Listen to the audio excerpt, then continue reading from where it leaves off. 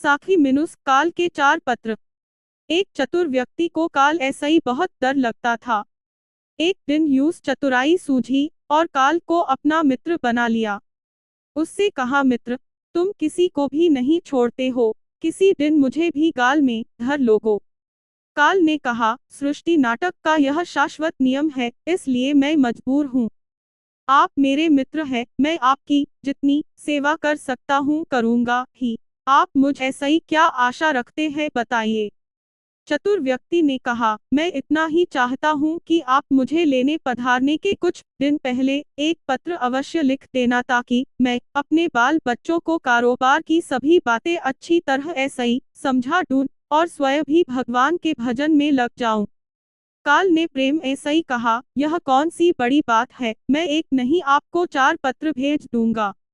मनुष्य बड़ा प्रसन्न हुआ, सोचने लगा कि आज ऐसा ही मेरे मन ऐसा ही काल का भय भी निकल गया। मैं जाने ऐसा ही पूर्व अपने सभी कार्य पूर्ण करके जाऊंगा, तो देवता भी मेरा स्वागत करेंगे। दिन बीतते गए, आखिर मृत्यु की घड़ी आ पहुंची।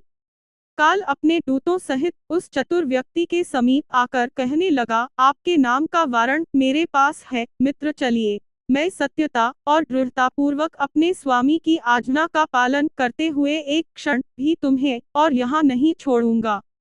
मनुष्य के माथे पर बल पड़ गए, रुकुटी तन गई और कहने लगा, धिक्कार है तुम्हारे जैसे मित्रों पर, मेरे साथ विश्वासघात करते हुए तुम्हें लज्जा नहीं आती।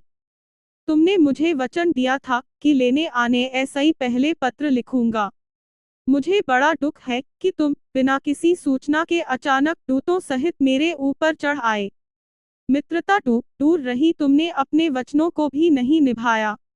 काल हंसा और बोला, मित्र इतना झूठ तू न बोलो। मेरे सामने ही मुझे झूठा सिद्ध कर रहे हो। मैंने आपको एक नहीं 4 पत्र भेजे, आपने एक भी उत्तर नहीं दिया। मनुष्य ने चौंक कर पूछा, कौन ऐसा ही पत्र? कोई प्रमाण है? मुझे पत्र प्राप्त होने की कोई डाक रसीद आपके पास है तो दिखाओ।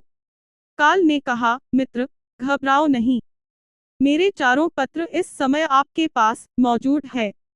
मेरा पहला पत्र आपके सिर पर चढ़कर बोला, आपके काले सुंदर बालों को पकड़कर उन्हें सफेद कर दिया, और यह भी कि सावधान हो जाओ, जो करना है कर डालो।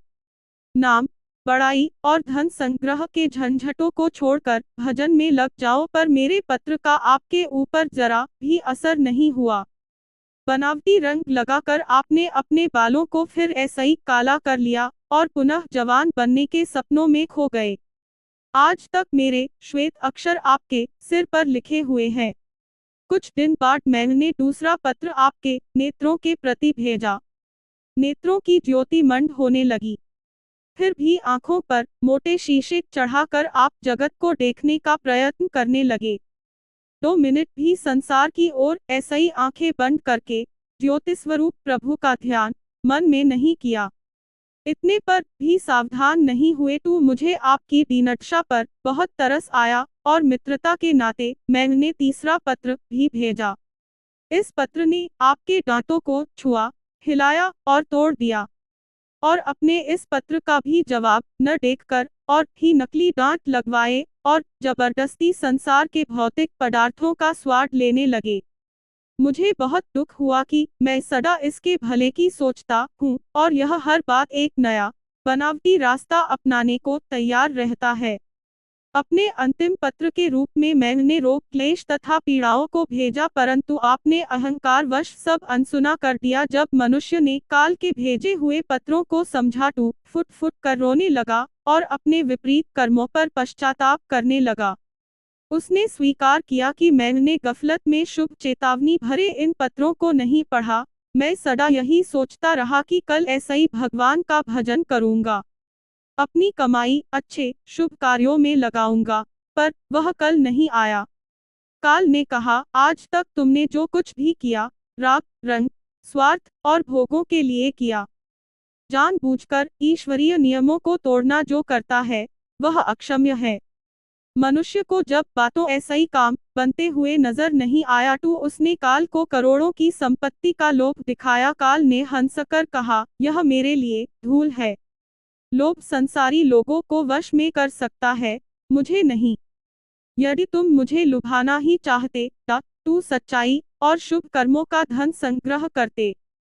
काल ने जब मनुष्य की एक भी बात नहीं सुनी तो वह हाय हाय करके रोने लगा और सभी संबंधियों को पुकारा, परंतु काल ने उसके प्राण पकड़ लिए और चल पड़ा अपने गंतव्य की ओर।